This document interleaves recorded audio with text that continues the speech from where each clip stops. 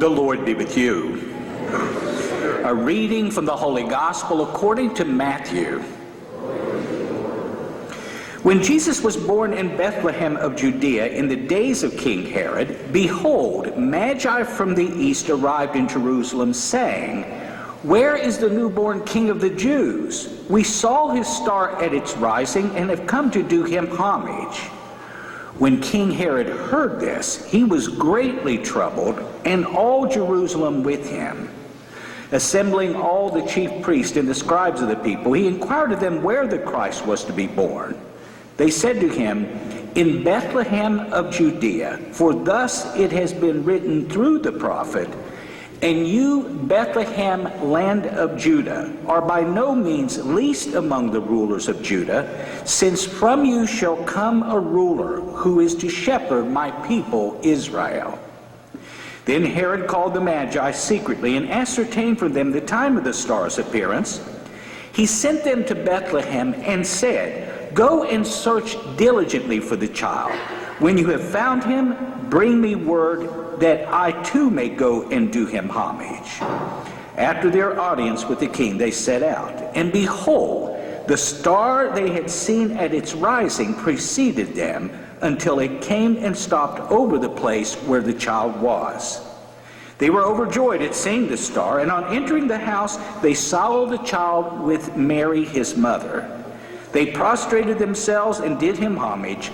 Then they opened their treasures and offered him gifts of gold, frankincense, and myrrh. And having been warned in a dream not to return to Herod, they departed for their country by another route. The Gospel of the Lord.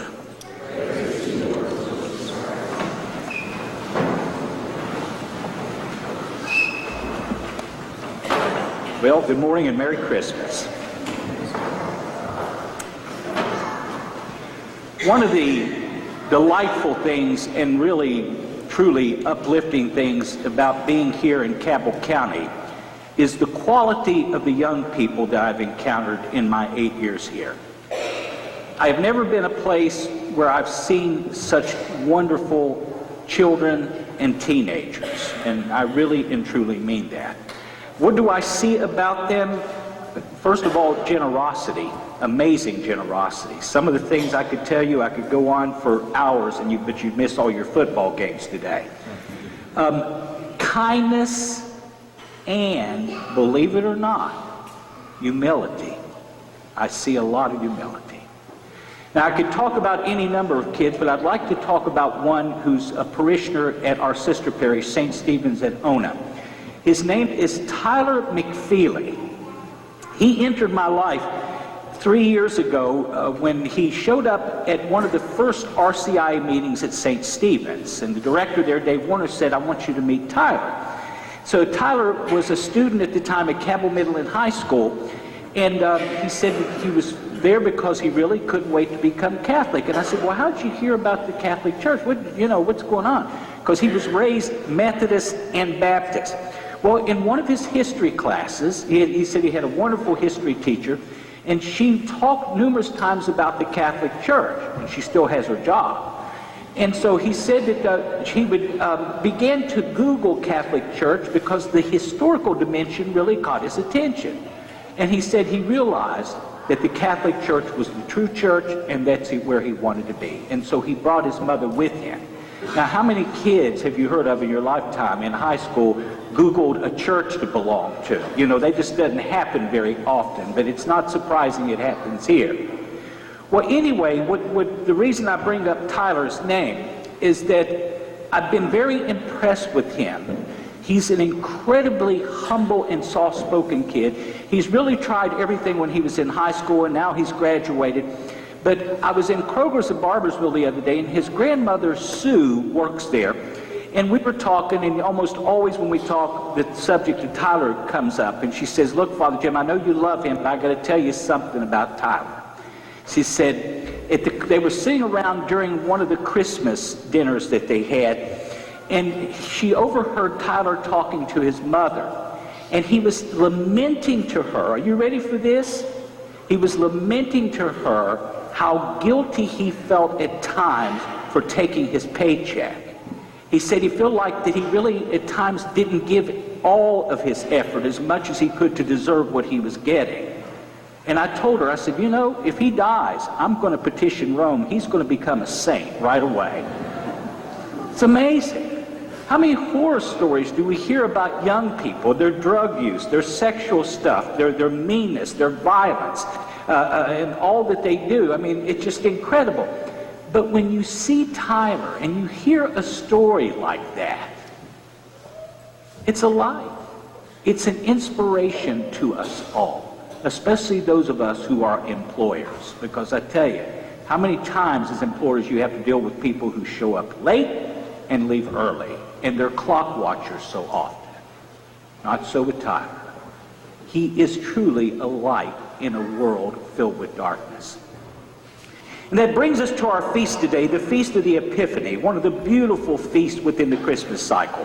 The gospel which we have today is standard for this feast, from Matthew chapter 2. Now please note, only Luke and Matthew have infancy accounts of Jesus. They do so in their first 2 chapters.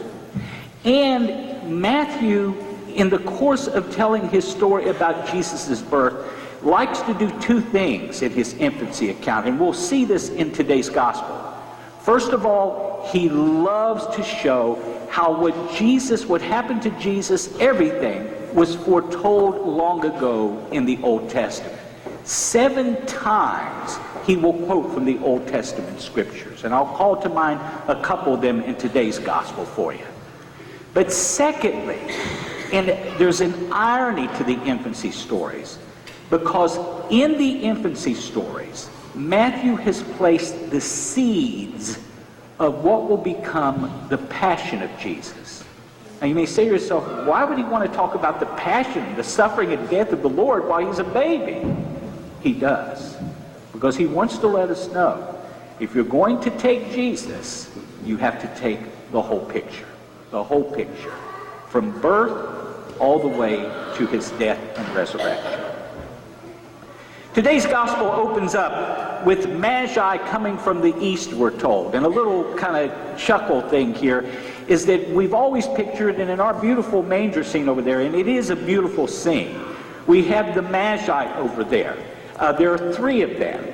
And you know, nowhere in the Bible does it say that there were 3 Magi. Go look at Matthew's account. The number 3 is not given. In fact, in the early Middle Ages, the number was 6. In the Orthodox Church, in some places still, the number is 12. But somehow the number got narrowed down for us as 3, and probably because of the connection of the 3 gifts they bring. So you've got to have 1 gift per Magi, okay? Nice, neat, logical thinking. But here's the thing for Matthew.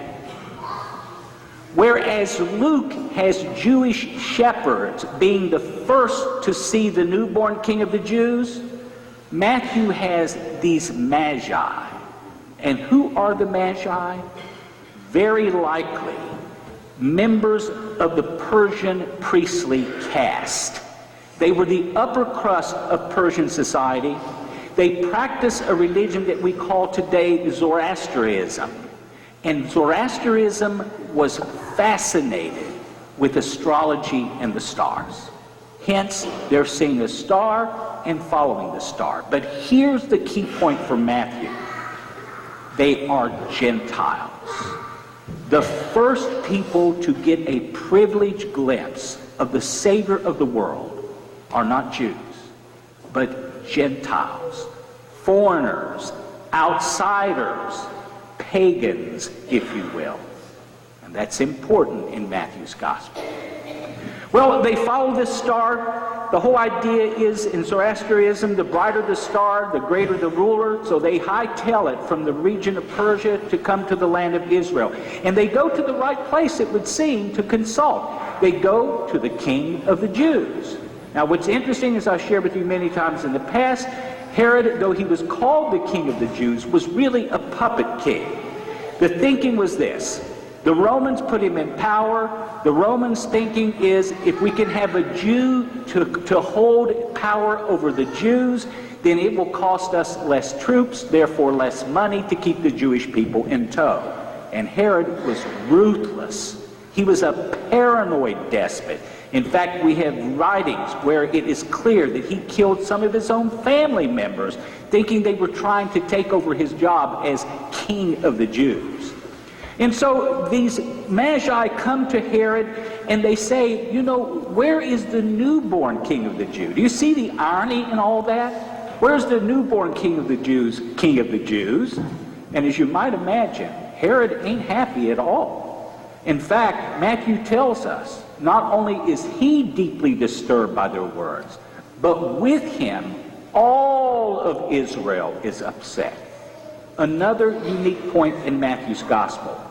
In Matthew, all the people of Israel turn out against Jesus. Not just the leadership, but all of them.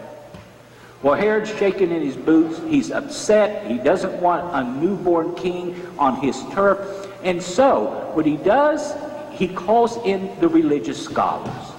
He calls in the chief priests and scribes of the people. Now, what's interesting, these chief priests and scribes, though they were the religious authorities of the day, they are clueless about Jesus. First of all, they too will unite against Jesus in his passion. But notice what happens today. They look through the scriptures to see what Herod is talking about. And they quote to Herod a splice of the book of the prophet Micah, chapter 5, verse 2, and the second book of Samuel, chapter 5, verse 2, where it is written, "And you, Bethlehem of Judea, are by no means the least of my people, for from you shall come to shepherd my people Israel, the ruler." Or in other words, they can quote the scriptures better than any biblical fundamentalist. They rattle off the scriptures left and right.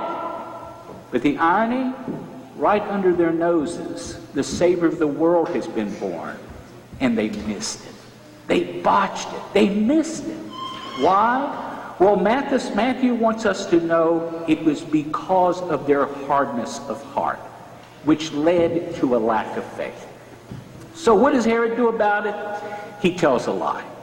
He calls the Magi over and he huddles with them and he says, "Go and search for the child.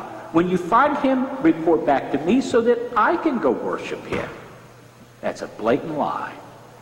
Herod sends them so he can get a location on the baby so that he can have the baby killed. Well, off they go. They follow the star. The star is right over the place where Jesus has been born. They enter the house. They find Jesus in the arms of his mother Mary. And notice what they do. These pagan Gentile foreigners, they fall down in worship before him. Proskuneo is the verb that Matthew will use numerous times to describe the stance of the pure disciple. The true disciple, the pure disciple, is both humble and worships the Lord. These pagans are the first to do so. Surprise, surprise, huh? Gifts they present: gold, frankincense, and myrrh. Gold, no-brainer, valuable. It's valuable today, it was valuable then, it's always been valuable. What else do you buy a king for Christmas? Gold. Frankincense, another no-brainer. Very popular resin, perfume. It was used for incensing, making the place smell fragrant. Very expensive gift. But that third one is the clinker. Myrrh. What is myrrh? Burial ointment. Anytime a Jew died, one of the priests or one of the people delegated to bury the person not only washed that person's body, but anointed that person's body with myrrh. What a gift to give a baby. And can you imagine what Mary must have thought? What are you doing to my baby? Giving him burial ointment? But see, in Matthew's thinking, this will come in handy someday, and it will, because it will be used on Jesus. Well, the Magi go to sleep somewhere. It seems like any time God speaks to people, they're sleeping in Matthew's gospel, at least in the first couple chapters. While they're sleeping, an angel appears in a dream and says, "Do not go back to Herod. Go back to your country by another route." And they do. And Herod is furious. The next couple of verses, tells the horrible story about what we call the Holy Innocents. Herod sends out an order to have his troops slaughter by dashing their heads against the rocks. Babies 2 years old to infancy. What a horrible thing. But he wants this king destroyed. But you know what? The good news at the end of this passage, the Magi will go off. They will go off to their foreign land, and they will become light to other people. That's the point of the Feast of the Epiphany. When you say you have seen light, then you are called to become light to others. And how desperately we need that light in our world. I don't have to tell you that our world is shrouded in darkness. No matter where you look, it seems, in our world, and especially in our society, there is darkness abounding. But you know what? There are also lights. I came across an article that I'd saved a number of years ago that had appeared originally in the Wall Street Journal, an article written by a man named Ted Roberts. It's entitled, "You Can't Be a Beacon If Your Life Don't Shine." He writes, over 35 years ago, Sandy Koufax, a Jew who was a pitcher for the Los Angeles Dodgers, announced that he would not pitch on Yom Kippur, the holiest day of the Jewish year. Just so you know, that's a day of strict fasting and prayer for devout Jews. They eat nothing on Yom Kippur. But it happened to be this year. Yom Kippur was the first day of the 1965 World Series. When he announced that he was not going to pitch, the management was aghast. They coaxed him, pleaded with him, told him to pitch just a few of his fabulous pitches, and then he could be released from the game to go to every synagogue in Los Angeles if he wants to. But Koufax refused. It was the Sabbath day, and his religion came first. So, and Dave Wash, I'm sure, will be able to tell you this, he's our parishioner sports writer for the Huntington Herald. Don Drysdale took his place and lost the first game. Koufax pitches the second game, and he lost. But you may remember the Dodgers won the series in 1965, 4-3. And Koufax picks a shutout in games 5 and 7. Talking about being a light to the world. Can you imagine giving up the honor of pitching the first game to the World Series so that you could go and pray on your knees and not eat anything all day? Sounds a little crazy, doesn't it? Well, closer to our own time, especially the year 1995, there's a man by the name of Eli Herring, the 340-pound offensive tackle for Brigham Young University. He graduated with a 3.5 point average and was judged to be the best offensive tackle in the draft that year. He is also a Mormon, a very devout Mormon. As such, he turned down a multi-million-dollar deal with the Oakland Raiders because he doesn't play football on Sunday. It's a holy day for the Mormons, and that at the time was the only day that the Oakland Raiders played. He also told the NFL if they were to draft him, he would not serve. Since he was the number 3 ranked senior tackle in the country at the time, he would have gone early, but he turned down their offers.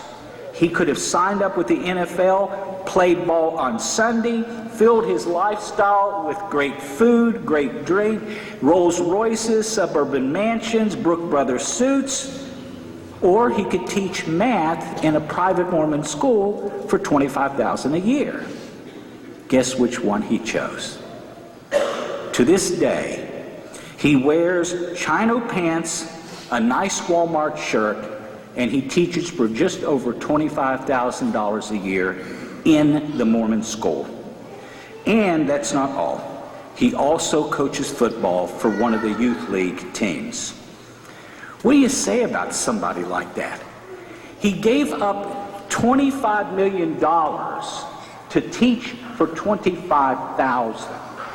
Now, I'm sure everybody here would say, I'll do the same thing. Of course, Father Jam. Would we? It's amazing. But do you see the light? And that's not all. There's another thing that you need to know on this Feast of the Epiphany about light. When we see light, when we see goodness come our way, we feel like giving goodness to others. Or in other words, when you experience the Lord here and you really sense His presence, it should lead us all to leave this church motivated and inspired to do good things for others. Let me share with you another story. This one was written by a guy named Matt Weinstein. He wrote a book entitled Managing to Have Fun. He said that one day he was running through the streets of Berkeley with his friend Dale Larson. Dale's a clinical psychologist, and although they had been good friends for a long time, this was the first time they had ever run together. After stretching, they began to run and had only gone a few blocks when Matt noticed his friend Dale reach into his pocket every so often, pull out a handful of coins, throw them over his shoulder onto the street. The first couple times Matt said he did this, he pretended not to notice his friend. He said, but after a while it began to drive him crazy. So he finally asked, Dale, what's the story with the money? How come you doing that? Why are you throwing coins in the street? His friend Dale laughed and proceeded to tell him about an amazing psychological experiment that had been done several years earlier that produced a report called the Good Samaritan study. Now, I'm going to date myself and all of you who are dinosaurs like me as well. How many of you remember the days of the payphone? Okay, all right. Well, I guess I'm not that bad off. Do you remember when you went into the payphone, you did something either before you made your call or you did it right after you made your call? You stuck your finger into the coin return slot. Now, it seems that the majority of people did that because they were thinking that because they were so wonderful, C&P was going to... Did I say C&P? Oh, Lord have mercy. Whoa. That the real phone company was going to be nice enough to give them their money back. But you always checked out that coin return slot, you know? So, anyway, a group of researchers decided to study this. They wanted to see what made people tick who did that. And so here's what they did. They positioned themselves opposite this highly trafficked area, and they watched people going into this one phone booth. And here's what they saw. Whenever people got done with their phone call, they dug into the coin return slot. 50% of their subjects would find money that they had planted there. 50% did not. Then, when they reached into the coin return slot, at the time they were getting ready to turn around and exit the phone booth, there was a young woman carrying a stack of books who pretended that she tripped and dropped all these books in front of them. Are you ready for this? The people who looked into the slot and found coins were 4 times more likely to help this woman pick up her dropped books. It's called the Good Samaritan syndrome. Or in other words, if you experience goodness, you will do goodness for others. That's what the study concluded. And they studied and said that it could be transferable to other situations in life. My point for you is this. We need Sandy Koufaxes. We need Eli Herrings. We need Tyler McFeelys in this world. We need you. How are people to discover the light? You know, we look right here on this altar where the consecration will take place, and we Catholics believe that the presence of Christ under the appearances of bread and wine will take place, that he will come here among us as the light of the world. If we believe that, then we are called to be light beyond these 4 walls. And my brothers and sisters, let's face it, where is that world out there going to see the light? ABC, CBS, CNN, MSNBC, NBC? How about Time Magazine? Did you see the front cover of Time Magazine for this week? Interesting little story about the abortion movement. It says they won at Roe versus Wade, but they've been slipping ever since. It's a strongly pro-abortion argument. My point is this: the Lord needs you to be his light. If you've experienced goodness here in this church, then you must leave here and be goodness to people out there. And be prepared. Some are going to be shocked to see your goodness. The Tyler McFeelys, that story alone is amazing to all of us, especially if you're an employee, to realize that people could really be so concerned about the quality of their work that they would question their paycheck. We have been given the gift of the Savior. It is incumbent upon us. It is necessary for us in our world today to give that light away to others.